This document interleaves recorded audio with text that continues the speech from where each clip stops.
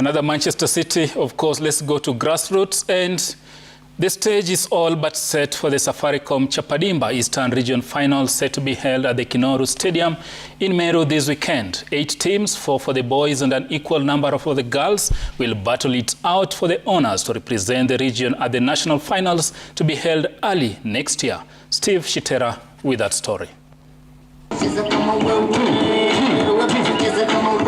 The colorful presentations staged in Meru town signaled Meru County's readiness to host the Chapa Dimba Eastern Regional Finals. After successfully hosting the 2019 edition of the national finals, and ahead of the weekend competition, telco giant Safaricom will engage the community in a week-long series of outreach activities aimed at transforming the lives of locals in the Greater Mount Kenya region.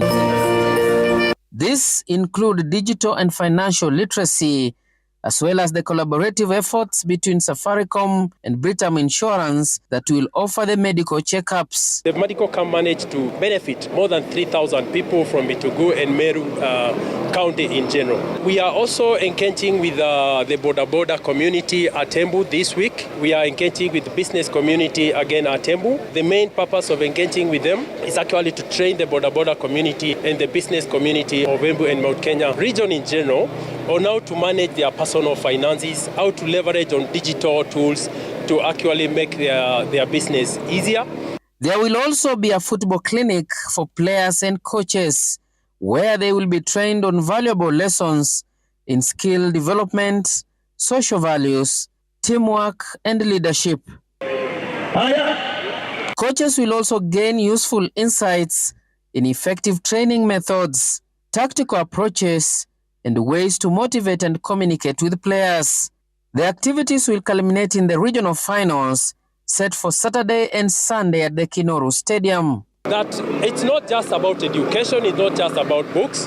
There are other talents out there that the youth can nurture and actually make their living from. The activities will culminate in the regional finals set for Saturday and Sunday at the Kinoru Stadium. 8 counties will take part in the Safaricom Chapa Dimba Eastern Regional Finals, and they include Kitui County, Machakos, Makueni, Marsabit, Meru, Tharaka Nithi, Embu, and Isiolo.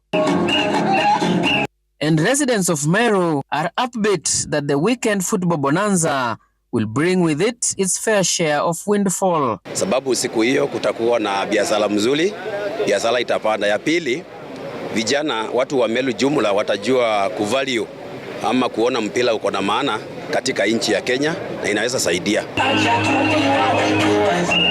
The football tournament targets young people aged between 16 and 20 years. Steve Shitera, Sporty Monday, Meru. The Steve Shitera's baby and Arocho, as you've followed there. Chapa Dimba is going big, and Safaricom is pumping quite colossal sums into this. Well, if there was a gold medal to be awarded to corporates, Safaricom should be given a gold medal. Look at the fact that Isiolo is there. Look at the fact that Tharaka Nithi is there. Marsabit is there. Yes. And this is what, they're just showing the football family that this is what should be done. Safaricom's core business is not football. But they're showing you that with better organization, transparency, accountability, and good governance, this is what we can do. But why should I be saying all that? And we have a federation to handle that. But of course, the reason why the federation cannot handle this is because, and I'm not saying, it's not my words, it's the minister's words.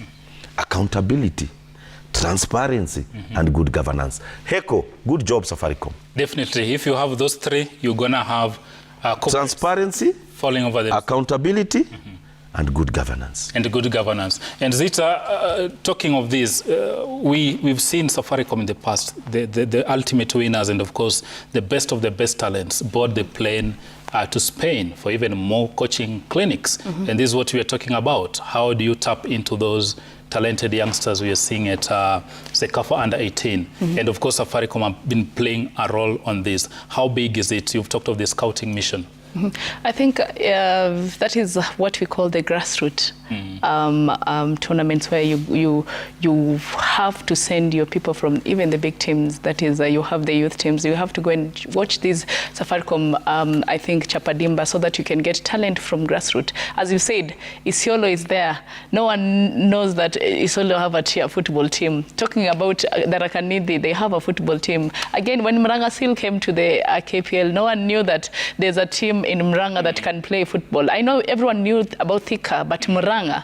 So for me, I think this is what is exposing these talents, and exposing these talents, it's good for us as people who stakeholders to tap into this talent and nurture them when they're being exposed. Because this is part of, Safaricom is telling you, we are giving you these talents. What are you going to do with them? So for me, I think they should nurture the talents. That is how we have even the school games, and again, the under 18. We have to have even the under 23. So talents abound in every corner of this country. Yes. Including in my village, Simenya. Where? Of course. Where your village is where? That's Simenya. Oh, Simenya. County. Wrap it up for us. You see, I totally agree with Arocho, because it would have been my desire to see Safaricom sponsor the Kenya Premier League. The problems we are undergoing, financial problems. It'll be a thing of the past. Yes. But as he said, they're just showing you that this is how we can run these things successfully. Winners are given 250,000. County winners, I mean regional finals winners, 250,000. That's a $250,000. Runners up, 150. There are prizes for individual performance, best golden gloves, top scorer, most promising player. You see a structure that is in the EPL. Do you have it in the FKF? How much does national winner? Last year, actually, the women's league, the runner-up, Gaspo, went home empty-handed. Yes. Yeah, empty-handed. You see? So this is what we are talking about. If you can organize, there is talent. Safaricom are not doing it in Tanzania. They are not doing it in Ethiopia.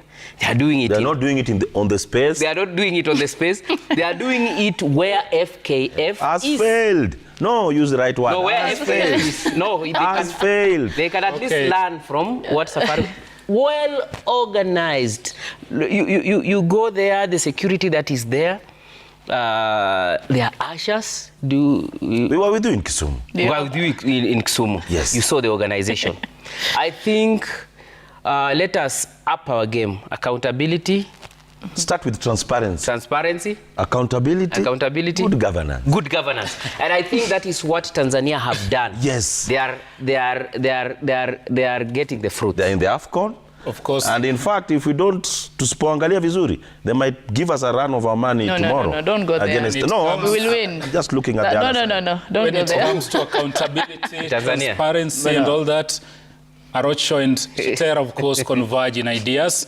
We want to take a short commercial break, but remember, coming up is the Bundesliga. We'll be going live to Bonn, Germany, where Bruce Amani is on standby, including the Elephant Arsenal atop the league standing. Don't go away.